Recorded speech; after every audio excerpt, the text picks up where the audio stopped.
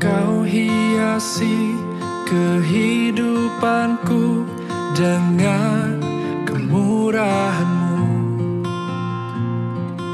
Kau rancangkan masa depanku penuh dengan harapan. Aku ada saat ini, semuanya karena kasih-Mu. Aku hidup hari ini, semua berkat kemurahan-Mu. Terima kasih. Firman Tuhan dalam Mazmur 23 ayat 1 sampai dengan 6 berkata, Tuhan adalah gembalaku, takkan kekurangan aku. Ia membaringkan aku di padang yang berumput hijau. Ia membimbing aku ke air yang tenang.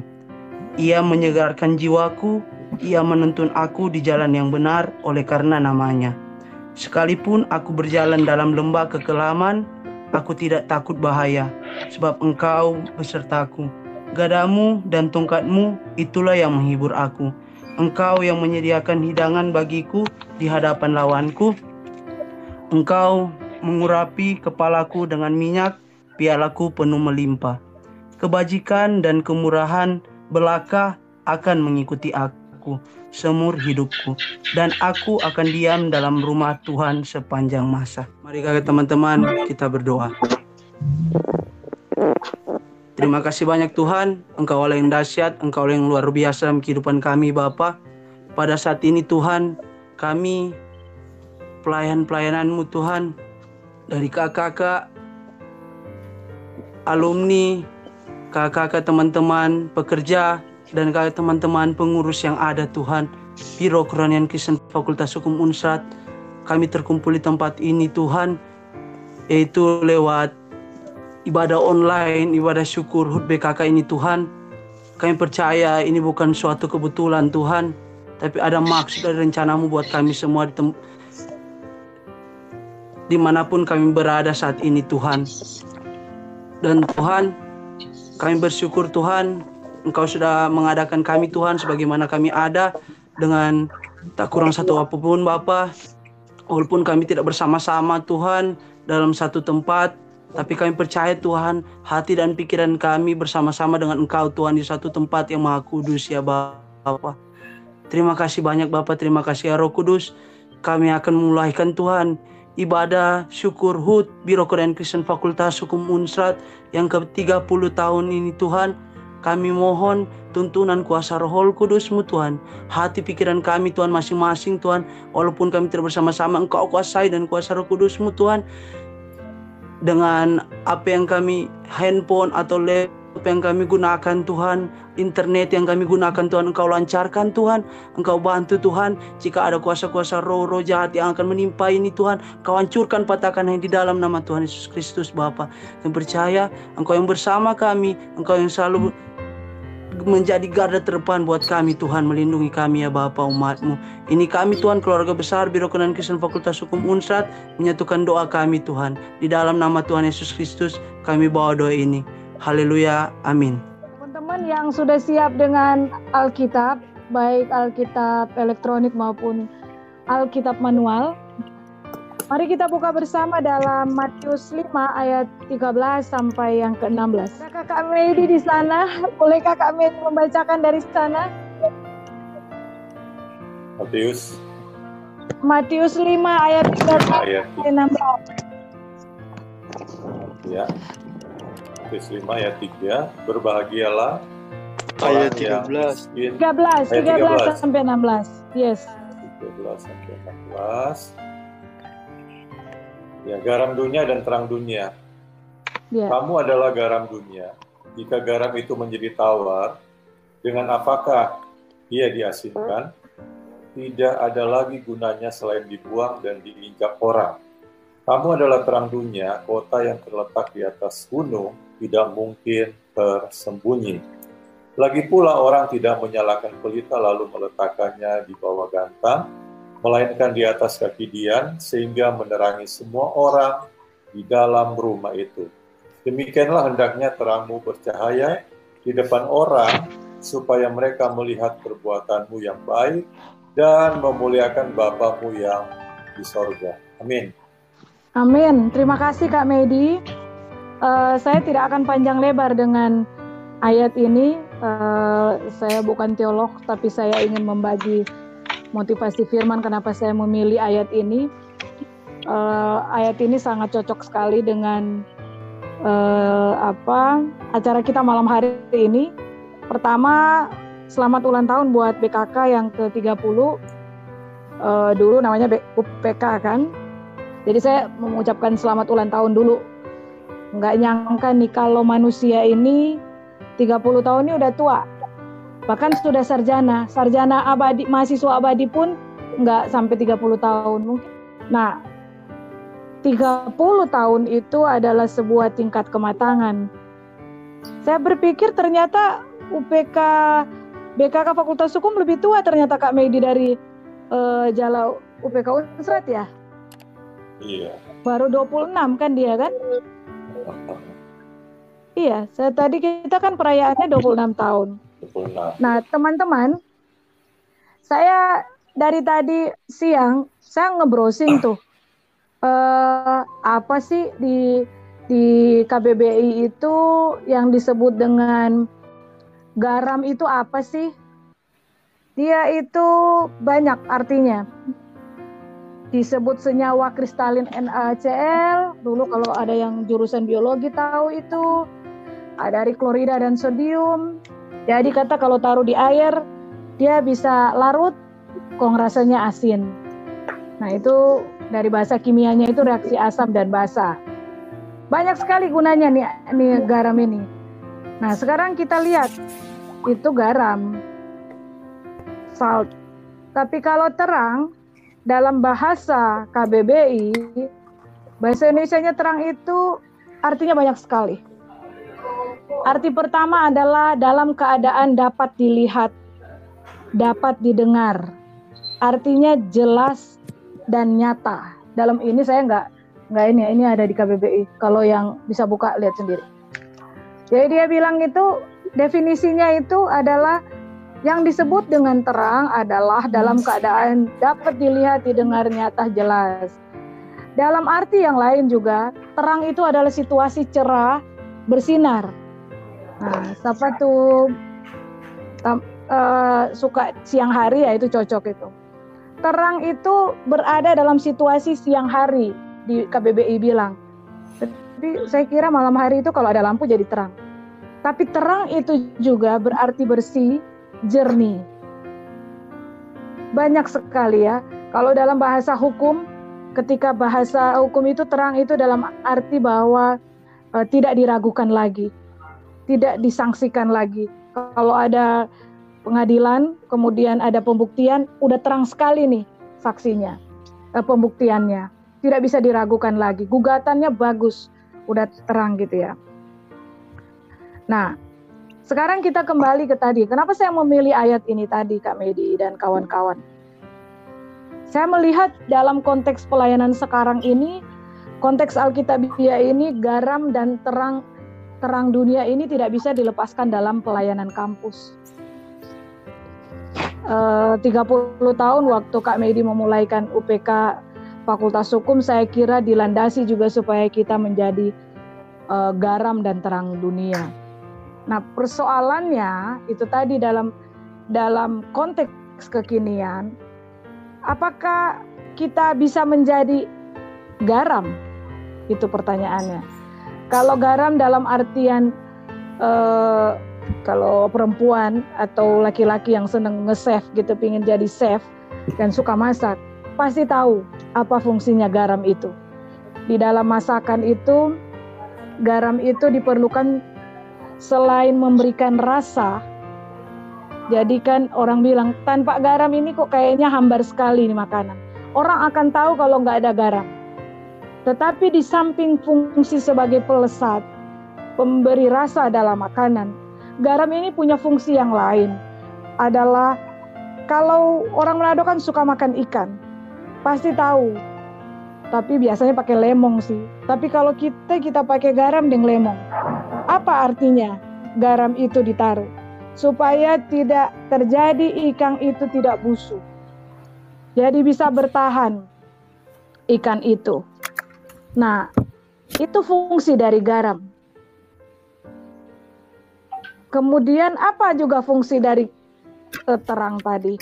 Ya terang tadi yang tadinya misalnya orang kalau mati lampu dapat pikir enggak?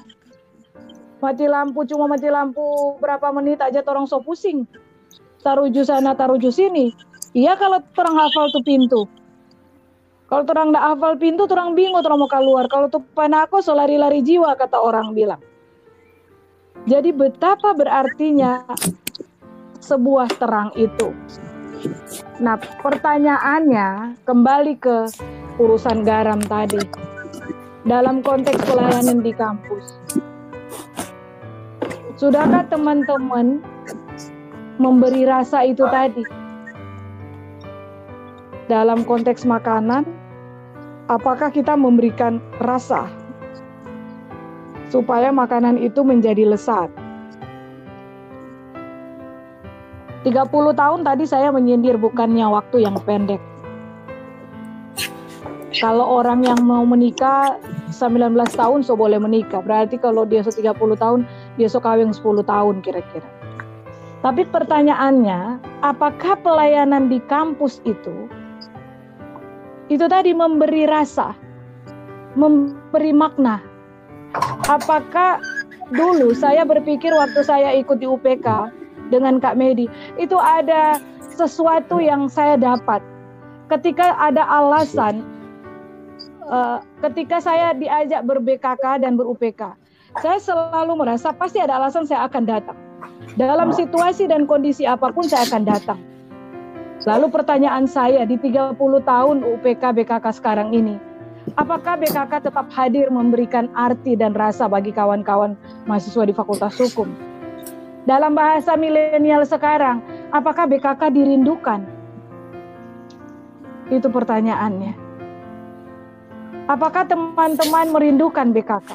Kita tidak bisa lagi menyamakan model pelayanan di kampus itu sama dengan di gereja. Karena jelas-jelas konteks pelayanan di kampus itu beda. Selain orang yang melayani maupun yang dilayani itu sifatnya temporer, tidak bisa selamanya seperti umat gereja, itu dinamikanya juga berbeda dan bergerak terus. 30 tahun yang lalu zaman Kak Medi tentu saja berbeda dengan zaman sekarang. Yang kalau di video saya bilang itu tidak akan bisa kita pakai model zaman dulu. Punya kekhasan yang berbeda pelayanan di kampus. Audiensnya juga berbeda. Nah, problemnya kita berada di situasi lingkaran kehidupan yang berputar terus. Di zaman mahasiswa saya dulu, orang bisa face to face, sudah mempan. Tapi sekarang ternyata cukup dengan WhatsApp. Tadi saya bilang, apakah kita teman-teman BKK, lembaga BKK telah menjadi garam? Bahasa milenial sekarang anak saya bilang, bisa jadi influencer nggak sih, Mah? Bisa mempengaruhi nggak sih, Mama, kepada orang lain? Nah, itu tadi. Garam itu saya bahasakan dalam bahasa milenial sekarang. BKK Fakultas Hukum itu bisa nggak jadi influencer buat teman-teman Kristen yang lain? Atau bahkan teman-teman non-Kristen? Caranya seperti apa influencernya?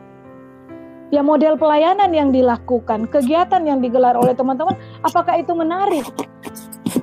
Bukan hanya sekedar menarik, tetapi tertanam di dalam hati teman-teman sehingga dia merasa tadi punya kerinduan. Dia tetap dia tetap ingin hadir meskipun dalam situasi apapun. Nah, kalau teman-teman jadi influencer, saya mau tanya, resepnya apa sih jadi influencer? Tetap namanya influencer, berarti Atta Halilintar tentu saja dia membuat sesuatu yang aneh, sesuatu yang bisa bikin orang jadi tertarik untuk ikut dengan dia, meskipun mungkin ada yang bilang bener nggak sih yang itu. Persoalannya itu, apakah teman-teman BKK bisa menjadi influencer dalam saya artikan tadi garam? jadi terang tadi, clear, jelas gitu. Kalau jadi garam dan influencer itu kan berarti bukan jadi pengekor. Influencer dalam artian positif. Nah, saya selalu ketika yang tidak berubah mungkin yang saya mau katakan, zaman Kak Medi dan teman-teman dulu, bahwa ketika kita menjadi influencer, kita betul-betul orang follow ke kita. Tantangan tentu saja waktu lalu berbeda. 30 tahun, 25 tahun lalu ketika saya pelayanan kamu berbeda. Nah, teman-teman bisa mencari kan cara yang baru mungkin sekarang. Katanya anak zaman milenial. Jadi pastilah lebih kreatif. Pastilah lebih punya untuk tadi. Balik lagi. Benarkah kita mau menjadi garam dan terang? Sebab ketika teman-teman tidak respect dengan kita, ketika BKK tidak dilirik, jangan-jangan di garam kita memang tidak asin lagi. Jangan-jangan tidak menarik. Kita bukan jadi garam sehingga tidak perlu orang membutuhkan garam itu untuk menjadi pelesat dalam makanan. Jangan-jangan kita bukan jadi garam, tapi menjadi yang lain gitu. Kita tidak menjadi terang. Namanya terang itu memberikan cahaya di tengah kegelapan. Dalam konteks sekarang misalnya, contoh yang paling simpel misalnya di tengah pandemi COVID-19 ini. Apakah teman-teman melakukan sesuatu yang gak harus muluk-muluk kira-kira? Paling tidak memberikan edukasi lah kepada teman-teman kampus yang lain. Paling tidak melurus, yang paling simpel bisa dilakukan, penting adalah kita menjadi tadi influencer positif. Jangan kita malah yang sebar-sebarkan, menakut-nakuti orang, sehingga kemudian bukannya jadi tenang, tambah repot. Kita harus luruskan kalau kita punya ilmu. Ketika misalnya di Manado ada warga menolak untuk jadi tempat isolasi kampungnya, diluruskan kalau kita punya pengetahuan itu. Nah kira-kira begitulah. Tapi dalam konteks yang sederhana dalam pelayanan, saya nggak tahu nanti Kak Medi tambahkan mungkin. Kita bisa nggak sih paling tidak memberikan efek, memberikan pengaruh kecil saja, sehingga orang respect dengan kita, sehingga orang follow dengan kita. Menurut saya di situ intinya. Pelayanan memang pasti banyak kendala. Pelayanan pasti banyak tantangan. Siapa bilang? Pasti murid-murid Tuhan Yesus ketika Yesus mau disalibkan aja makbur kata bahasa Jawa. Hilang menghilang tako semua ketika Yesus ditangkap. Habis Yesus disalibkan terpencar semua gitu ya. Nggak ada yang bersatu. Siapa bilang pelayanan tidak punya masalah? Pasti punya masalah. Tapi persoalannya, apakah kita yakin kita bisa memberikan sedikit terang dan garam bagi kampus yang kita cinta atau fakultas? Nah, saya hanya berharap motivasi saya ini agak-agak, mungkin teman-teman pikir agak ngawur-ngawur sedikit ya, nggak apa-apa. Tapi karena bahasa jurnalis gitu ya. Tapi saya hanya ingin menantang bahwa pelayanan sekarang tidak sesimpel yang kita pikirkan. Mesti punya cara-cara yang kreatif kalau di kampus. Nah, manfaatkanlah senior-senior. Ada Kak Medi yang sudah sangat mumpuni. Manfaatlah senior-senior yang lain yang juga tidak hanya berkecimpung di dalam dunia hukum, tapi mereka sangat kuat dalam pelayanan. Nah, berjejaring itu akan menjadi kekuatan, sehingga kita jadi influencer tadi. Garamnya tetap terasa, asinnya ada. Kalau nggak asin, bukan hanya ya. Ada sih yang bilang kata ada teknologi sekarang kalau garam semulai asin-asin boleh senyala telah asin boleh asin. Mari kita tidak percaya, garam itu ada proses alami.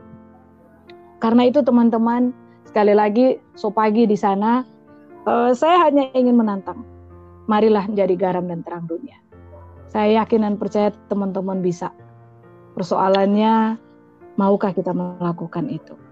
Selamat ulang tahun ke-30 BKK Fakultas Hukum, jadilah terang dan garam di tengah-tengah situasi krisis. Jadilah terang dan garam di tengah-tengah orang ketakutan. Jadilah garam dan terang di tengah-tengah orang tidak mengerti atau tidak punya jawaban. Jadilah pengharapan kepada orang ketika orang kehilangan harapan. Nah itu terangnya berfungsi. Demikian. Saya kira itu sharing saya, semoga menjadi berkat buat teman-teman. Amin. Terima kasih.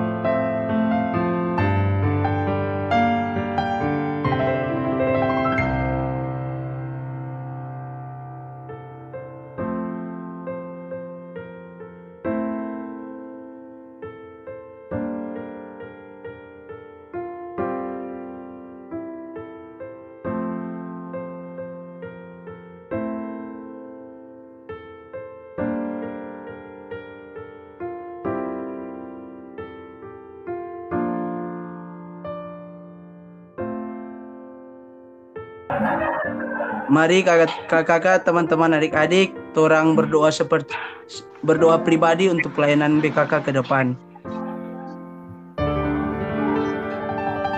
Berdoa mulai.